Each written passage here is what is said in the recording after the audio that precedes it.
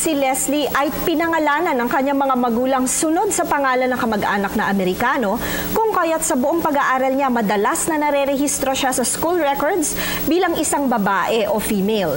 Nang si Leslie ay nag-request ng NSO copy ng kanyang birth certificate, lahat naman daw ng entries nito ay tama maliban lamang sa kanyang email ang nakasaad. Nais malaman ni Leslie kung paano daw mag-file ng petition nito sa korte at kung matagal daw ba ang proseso nito. Leslie, ang iyong petition ay nakasaad sa isang affidavit. Hindi matagal ang proseso nito dahil sa mere clerical error lamang ang nakasaad sa iyong birth certificate. Kitang-kita naman kasi sa isang tingin pa lamang sa iyo kung ikaw ba ay lalaki o babae.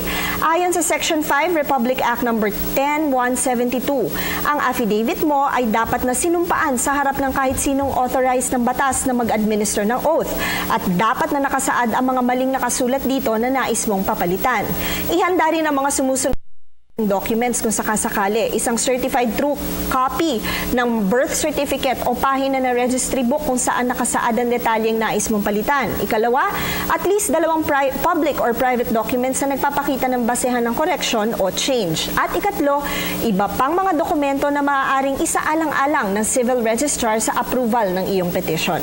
Tandaan na ang aming opinyon ay limitado lamang sa mga impormasyong inyong ibinigay sa amin at maaari itong mag-iba, depende pa sa karagdagang detalye. Patuloy po kayong mag-email sa ptv4newscenter@gmail.com.